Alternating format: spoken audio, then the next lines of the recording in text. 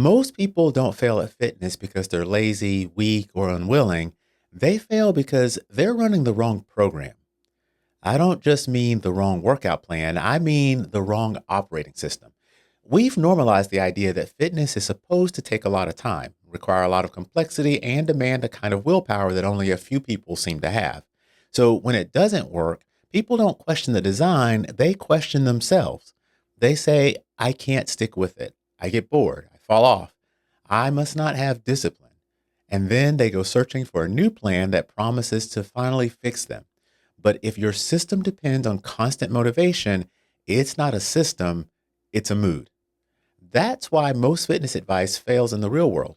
It assumes one model works for everyone and it treats noncompliance as a character flaw.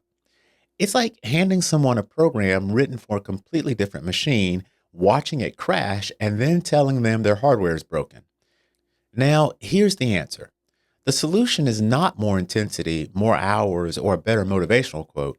The solution is better engineering. You want a plan that fits human behavior, not one that requires superhuman behavior. That means two things. First, the goal is not to do more. The goal is to get a better return on the time you can actually sustain. If someone is busy, and most adults are busy, then 7 hours a week is not a plan, it's a fantasy. A sustainable plan is the one that can survive a normal calendar. Second, the plan has to match the person. People have different default settings.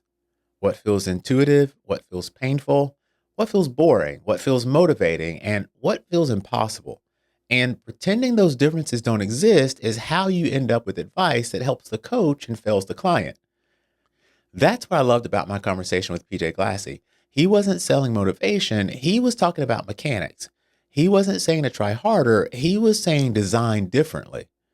He described a training model built around time efficiency and safety. But the deeper idea under it was this. If you understand how the system works, you don't need to rely on hype. When you build around the time under tension, you can drive intensity without chaos. When you remove ballistic risk, you can pursue failure without treating injury as the cost of entry. And when you make the session short enough to show up consistently, you don't need a heroic personality to keep going. And then he took the same systems thinking and applied it to psychology.